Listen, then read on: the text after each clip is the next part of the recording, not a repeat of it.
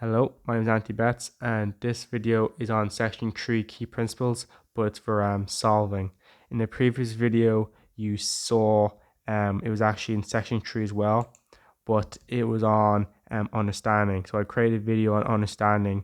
It was actually on the true shape / true length one. So you've seen that, and I kind of gave a intro of how section 3 is kind of going down in that. So I don't want to repeat myself. So this video is on how to solve the key principles, and I decided to make one video for solving the true shape, the true length. I put them all together as one, and then the other two were edge view and dihedral. So you can see there, edge view is number 2 and 3 is dihedrals. So I decided to use a leaving cert question and to go through it, discuss it, all the steps and how you're going to do it, and then from that you should know how to solve the questions. So yeah, let's get right into it. So this is a leaving cert exam question, and I'm going to start with dihedral.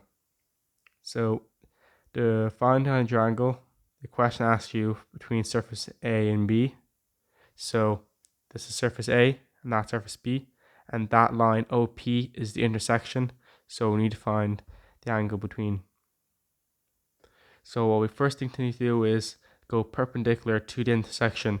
So we went 90 degrees, which is perpendicular, from OP, as that's the intersection, and we have all these lines going up. Then we need to know where are the heights to step off. We can't just have random lines going up. So there's a 2-step back method where you go back 1 and go back 2, and then you get the heights from that. So from here, go back 1, go back 2, this is where we are heights. So point P right here, that height from the x1, y1 to P is actually from this xy line from here to P. And you can do that obviously for O or 0. I'm pretty sure I circled it as O because that's the apex of the building.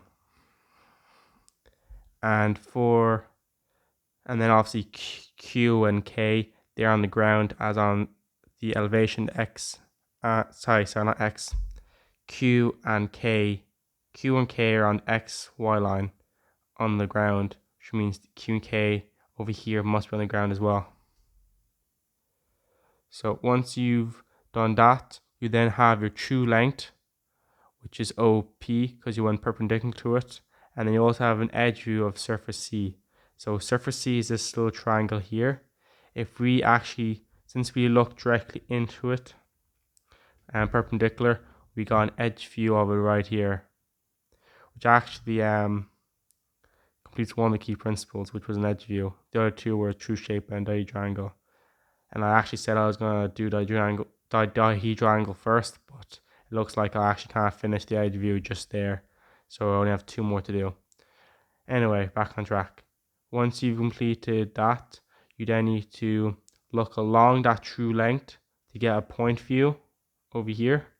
So you look along OP, and then obviously project the same point QK down here. So K is going to be down here, and then obviously up here is going to be Q. But you want to know why the height. How do you know K is up a small bit up, and then how do you know OP is like this much up, and then obviously you can't see because the camera's out. But how do you know where Q is? Q is up here. How do you know what distance is? Well, same as getting heights for here. You need to do 2 steps back. Go back 1, go back 2. So you get the heights from here. So I drew a datum line, which is datum lines and another X. It's the same X1, Y1 line, except it's just brought closer, just a safe space. So you get your heights from plan, and then you can step them off on this new X2, Y2 line, which is right here, and then you can get your dihedral.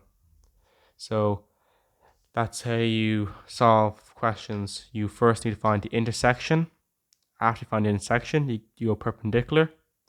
Then once you go perpendicular, you need to find the heights. So you go back 2 steps. And in this case, it was in the elevation. So you get the heights from the elevation. Once that's done, you then have this solution, you then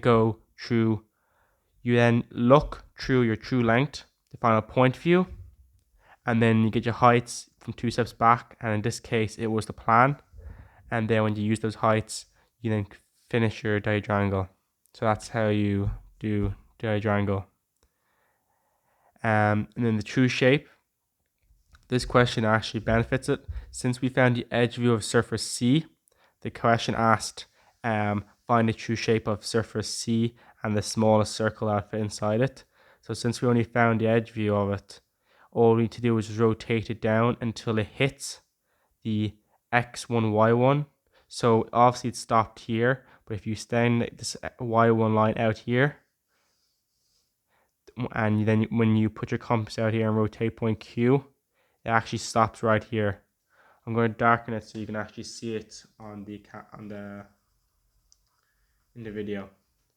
There you can see the mark right there. That's where point P now is.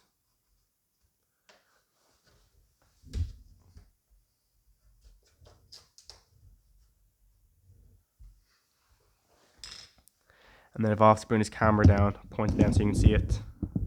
I then brought point P across, and then you connect the dots, because obviously QK is on the ground line right here, so it means it has to stay there, it can't move.